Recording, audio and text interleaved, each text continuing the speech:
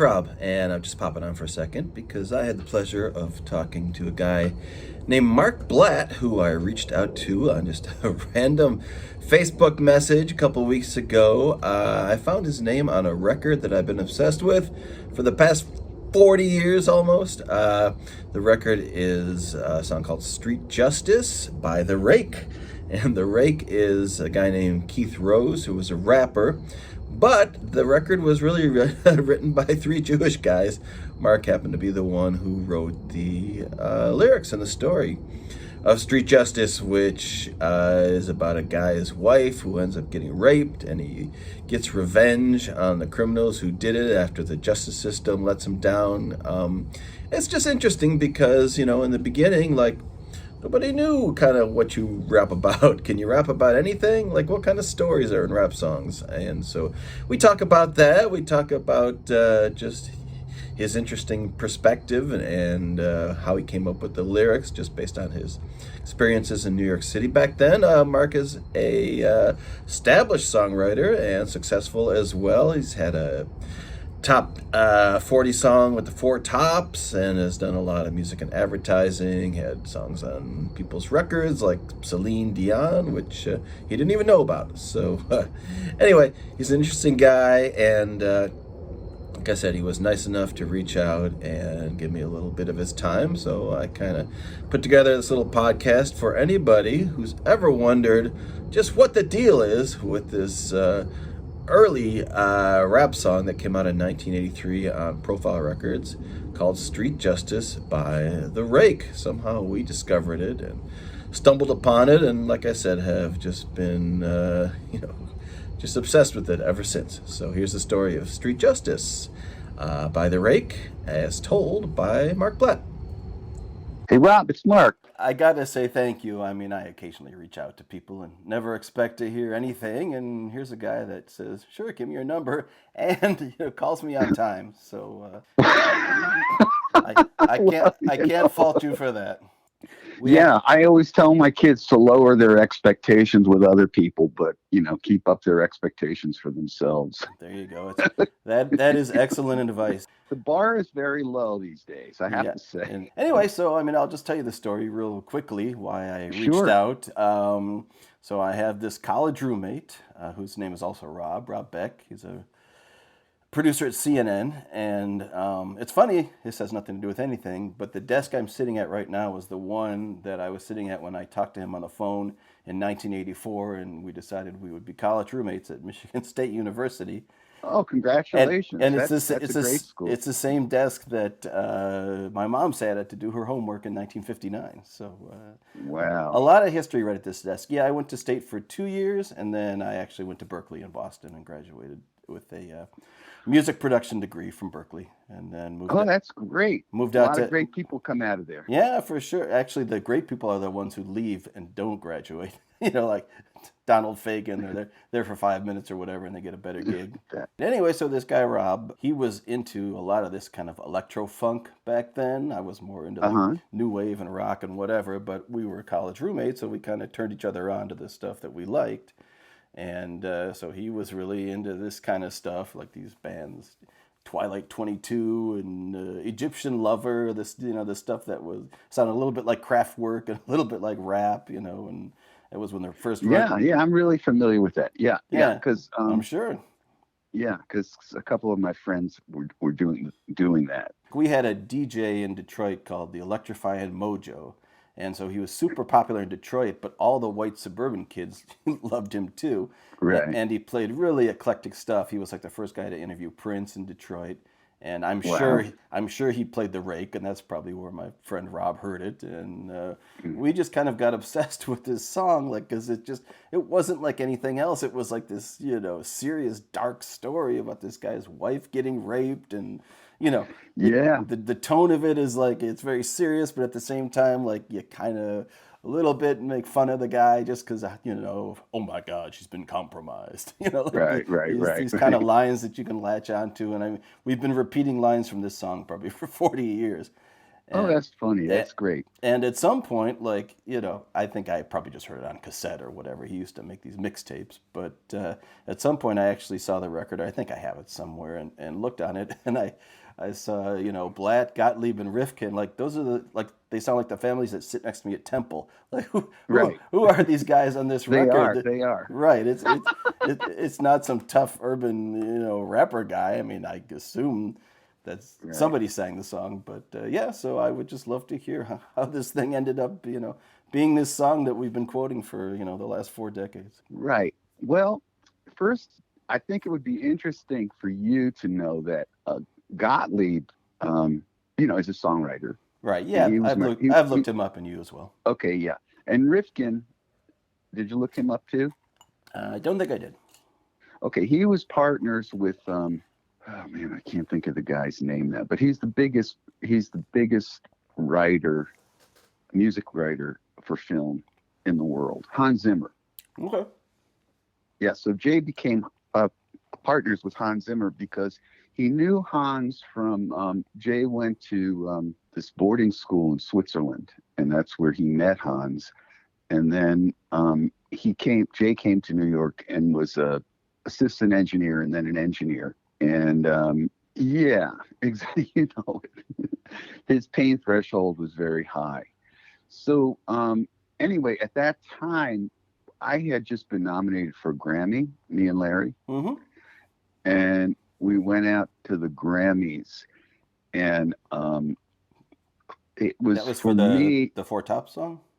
Yeah. Yeah, cool. And for me, it was like the worst bar mitzvah I'd ever been to. that's Just saying something. so okay, so I was out in LA, and we were getting the royal treatment, and I just was so disappointed by the I'm trying to think of, it was kind of like a used car dealership convention like that. Yep.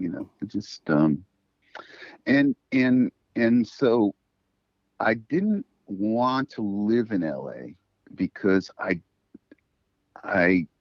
there's a tradition of intellectualism in New York that Right. LA doesn't really have. Yep. And Understood. I was in LA for 20 years, so I okay, so certainly experienced that. I never lived in New York, but I did put right. my time in LA.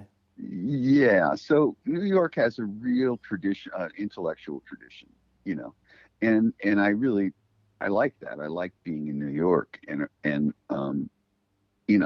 being able to meet people who were interested in books and in philosophy and stuff. I have a degree in philosophy, so it was just really it's just, for me, it was very much home, and so when I got back to New York, I was trying to figure out what to do because I really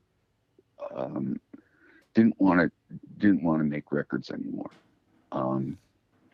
And at that particular time, Doug Morris, who is now head of the Universal Group, was a big fan of mine. There was a confluence of things. One was that I heard The Message by Grandmaster Flash. Mm-hmm, sure.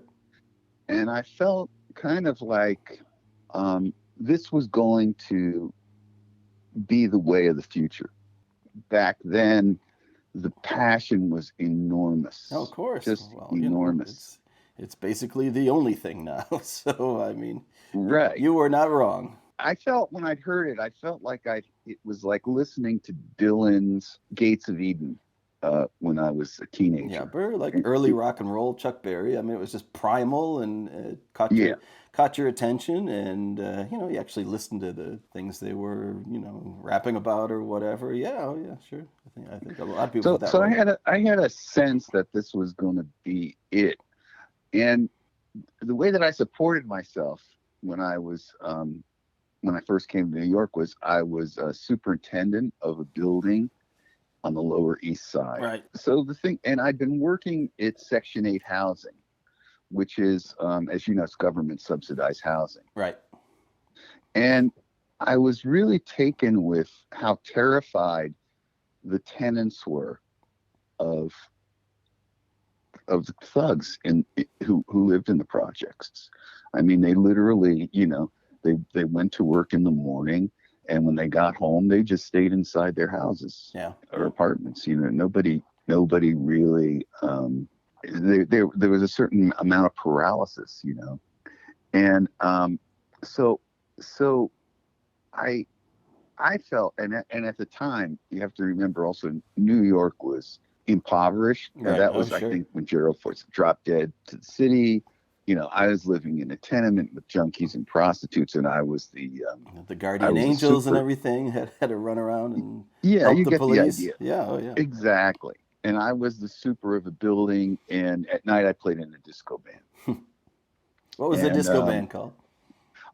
It was a woman named Jeannie Walsh. That was her, and the background players were me and Larry. Larry played bass, and Jimmy Braylauer, who also played on Street Justice, was the drummer. Now, Jimmy Braylauer has played on more hit records than I don't even know how many hit records, but he played on Higher Love. Yeah. He's played on everything basically. Right. And he was the first guy to use a Linn drum machine. And you played keyboards on Street Justice? Yeah. Was it like a DX7 or something? It was like I played Fender Rose. It was like, take me in your arms, rock me, baby, like that kind of. It was really before synthesizers were popular. I just felt like, having done. Anyway, so having done When She Was My Girl, and basically working in the pop idiom, I just felt like, oh man, this is just, it's not really where I want to live right now, because all this stuff is happening, and hip hop is, I think, a viable way to express political and social concerns. That was basically it, And I had... Yeah, it wasn't being done anywhere else, by anyone else. Right. And I had deep connections to people in the projects, guys who managed the projects, because I was a plumber. Yeah. And part of what I did was I was offered a publishing deal when I was 28. I was offered a publishing deal when I was 25 by Clive Davis. And Larry's just a wild guy, and he just said, fuck that. I don't want to give up half my royalties to somebody. And then 3 years later, we were offered a publishing deal by MCA. And I told Larry, well, listen, if you're not going to take it, I'm going to take it. I used to record in MCA's demo studio in LA in the Black Tower. It was one of my early freelance gigs. And it was for all the guys who had signed publishing deals and were in there just doing songs and trying to get them, sold to other people on MCA. I don't remember any of the people I worked with, but I just remember going in that little dungeon and doing all these songs back then. Right. There's a real, this was now I'm talking about 1978, but that's when Kashif was signed to MCA. And, Kashif went on to be a monster. He was a good friend. Yeah. So anyway, so I thought, well, this would be an interesting, it would be an interesting thing to do something that was narrative, because at that point, rap, I mean, it still isn't really narrative. It's more like vignettes. Yeah. Not sustained narrative. So, well, this would be an interesting thing to do. I knew a guy named Keith Rose through somebody named Crab Robinson. Crab Robinson was I forget the name of the group, but they were doing really, really well. Yeah, I mean, I found a website, and that's the only thing I've ever seen that said Keith Rose was the guy rapping on Street Justice, and then there's nothing about that guy, no other records. I can't find any other records by the Rake. It was just this one thing, Yeah. Well, he's not a salesman. He's just a very really smart guy from the projects. So he's still around? I don't know. I Yeah. know his daughter posts, Yeah. and she's in Atlanta actually. Oh, wow. Yeah, you may have come across her. She's a makeup artist for a lot of the Tyler Perry Oh, productions. yeah, possibly, sure. She's just quite an amazing person. And his dad was, but um, he didn't have the connections or the drive. He Yeah. just didn't. So we just said, well, we're going to do this thing. You want to try it? Sound like a newscaster, which he had a great voice. And so he did that. Where was it And recorded? then we recorded it there's a guy named Rick Robinson who was a jingle singer at the time and made quite a bit of money. And he converted one of the bedrooms of his apartment on West 79th Street Yep. into a studio. All right. And he did his own recording there. And he was friends with Jay, and Jay used to record there. So, I knew Jay, and I said, look, man, we want to do this thing. It's a spec thing. Who knows what's going to happen with it, but you want in, and you'll get a writer's credit, and whatever, we'll split everything a third, a third, a third. Thinking that mostly these things, nothing goes anywhere. Yeah. Well, I mean, it's especially today. Yeah. yeah. So he said sure, and so I wrote the lyrics, and then Larry, who's a bass player, came up with the bass line, and from there we hired a guy named Robbie Condor, and Robbie is pretty famous. He at the time was playing with Eric Clapton. He married Carole King's daughter, Okay. and so Rob was in the studio. He scores films. I mean, he's quite an extraordinary. He's a really exceptional musician and a great guy. So Robbie, who was on tour, said, what the heck, man, I'll come in and do it as a favor. And Jimmy came in and did it as a favor. He programmed the drums. And so once Larry told Jimmy what the beat should be, then he came up with this bass part. He told Robbie what to play. It was a long song, and everything had to be done live. Right. Yeah, I was going to say it was before you could sequence it and do all that stuff. So. Right. Yep. Right. And all that stuff is Robbie just playing it. Yeah. I mean, winging it really. Yep. So that's kind of how it was done. It was sort of like an experiment. Mm-hmm. Just like, because at the time, when you have a number one record like we had, and you get the Grammy nomination, you have access to all kinds of people. You know what I mean? That's how I know Doug Morris. I just called him up out of the blue. I just said, Doug, I just got a Grammy nomination. Can I come in and talk to you? I have a band, and he said, sure, come on in, and then I played him what Larry and I were doing with this band, and he said, well, he took out the spreadsheets of the Foreigner record. I think it's I Want to Know What Love Is. Yeah. And he said, well, if you can write a song that good, I'll give you a record deal. So I wrote this song called Changes of Heart, and he gave us a record deal. All right. It's quite amazing. Yeah. So at that time, we were asked to write for Whitney Houston and Pat Benatar, and we didn't because we were just so engaged in this project for Atlantic Records that never happened. That was the downside of that experience. Right. But it went on Profile Records, and that was Run DMC and lots of other people that went on to do other things. Right.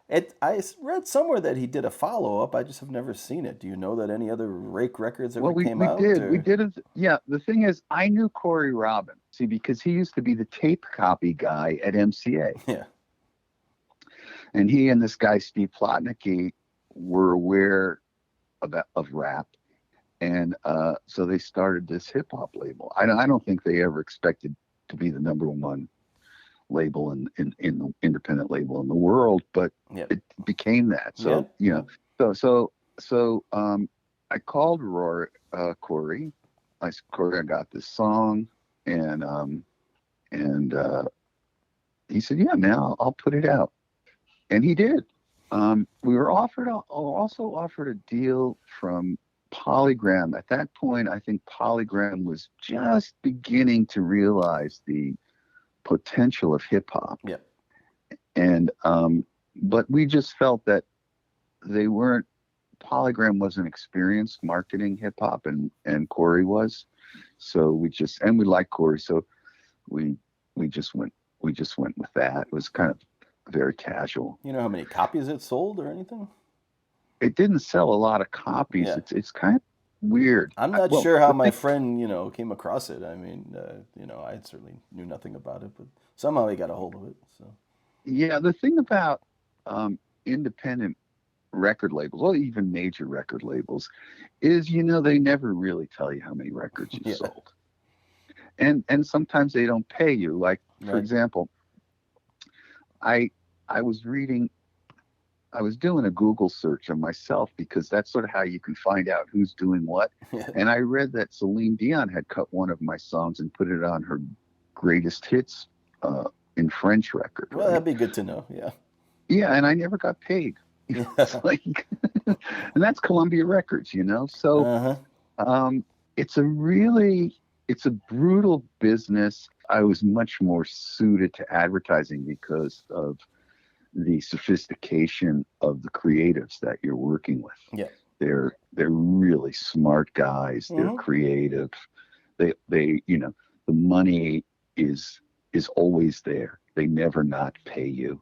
Um, so I'm just curious, because Street Justice, I mean, it has over 50,000 views on YouTube, and a friend of mine, his daughter is really into hip hop, and she was singing the song to him, and he told her that he knew the guy who wrote it, and she didn't believe it. But the Well, thing is, I noticed it why isn't. does it resonate? Why do you think Yeah. it resonates?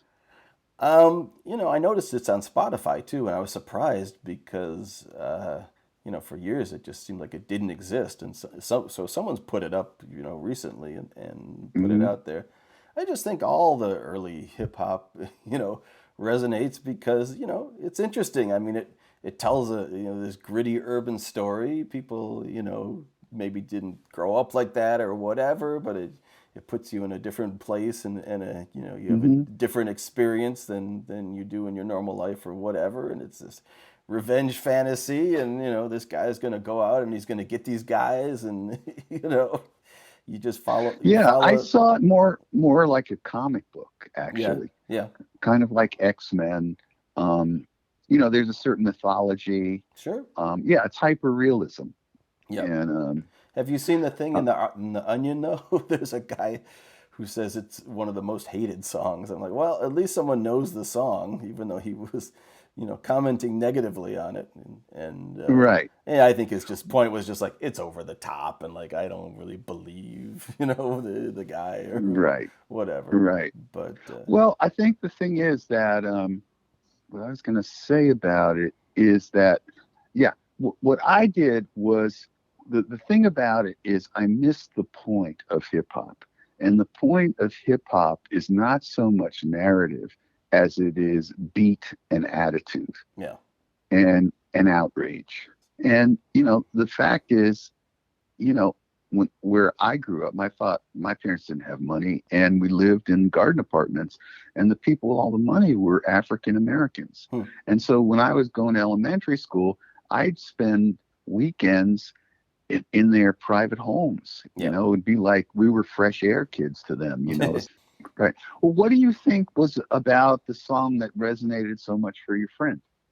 I mean, there's a million songs out there. Yeah. That seems to be one. What was it that I really think it's resonated? like the performance. I think we would just, call out those lines back and forth to each other, and Yeah, and he was an and amazing, amazing performer. yeah, I don't know. We just related to just, like I said, it was such a novelty, and there were not that many Yeah, records back then that sounded like that, and yeah, it would just for some reason would just be something that we would always just go back to and repeat lines yeah. Well, from and no, people do. I got an email from a guy in Brisbane, Australia, who's a DJ who wanted to recut it. Yeah. So I I think, I did a cover version of it, oh, cool. and it's terrible. But Oh, just as a joke, so he would laugh at it. But and yeah. Well, send it to me. Send it. that's kind of when I discovered the bass line. Like, wait, it's doing something different here for a second. Oh, Right. it's awful. I had like a bad cold, and I did the rap. I mean, I'll send it, but